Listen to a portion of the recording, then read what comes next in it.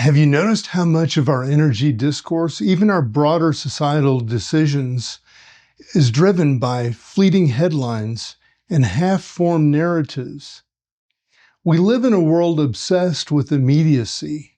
Everything feels like a race to the next announcement, the next reaction, the next headline-driven policy.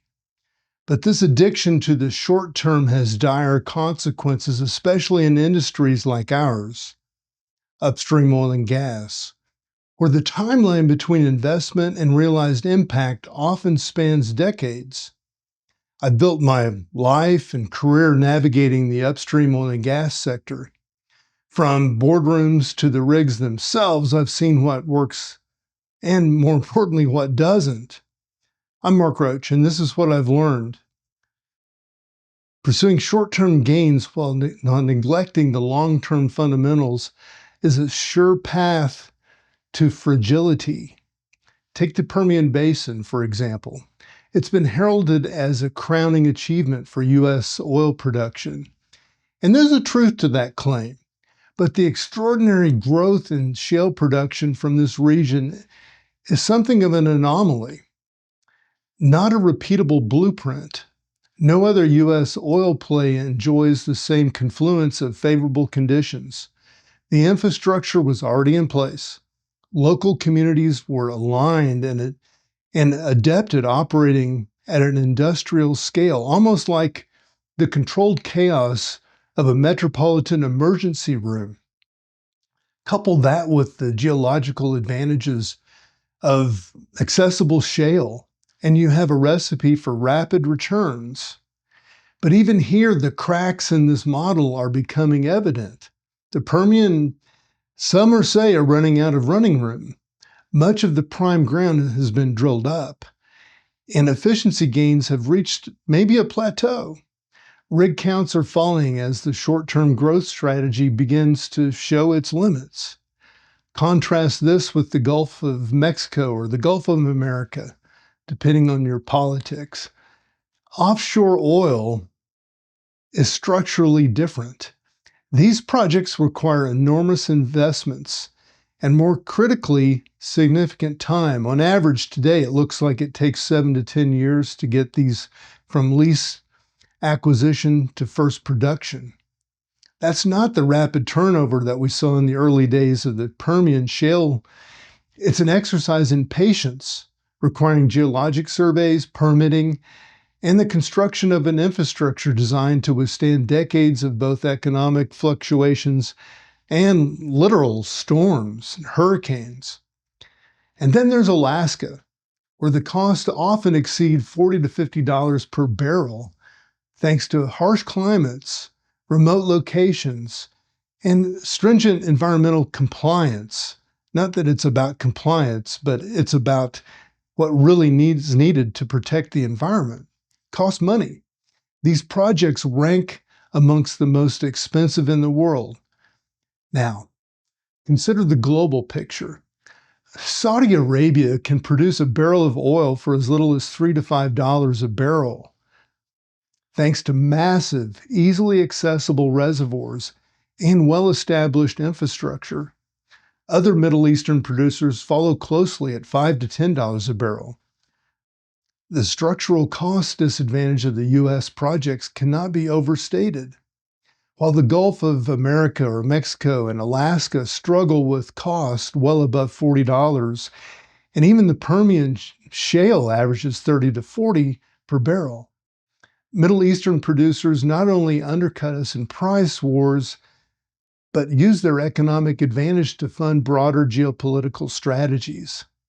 And that dynamic underscores the necessity of smarter, not faster, decision-making in U.S. energy policy. The quick wins of Permian of this past era that we've observed won't carry us into the future, and yet the headlines don't tell this story.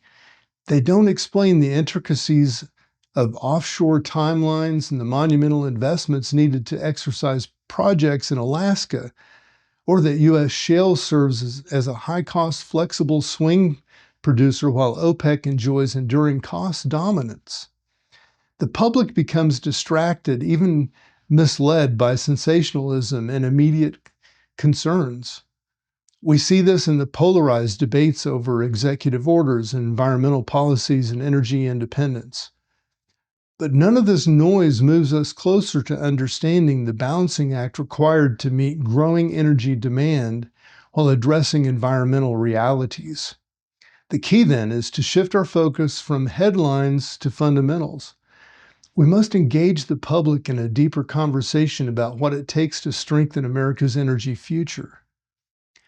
At its core, this is about long-term resilience and sustainability. Short-term policies, executive orders, or volatile public discourse won't bridge the gap between where we are and where we need to go. We need public awareness, grassroots support, and collaboration efforts to create momentum for long-term strategies. This is the work of decades, not election cycles.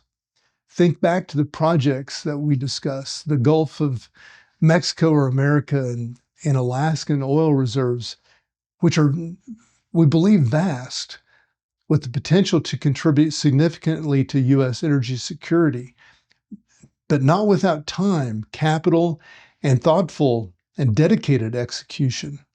These resources are not as readily as accessible as the Permian Shale was. They demand a patient and systemic approach. Yet the headlines would have you believe in a simplistic narrative of either total urgency or outright dismissal of these opportunities based on political leanings. Neither serves the greater purpose. What's at stake here is not just the affordability of production or America's competitive positioning in global energy markets. It's about the public trust and collaboration. We need to move away from an emotional, polarized back and forth in policy discussions to practical, informed, competent decision-making.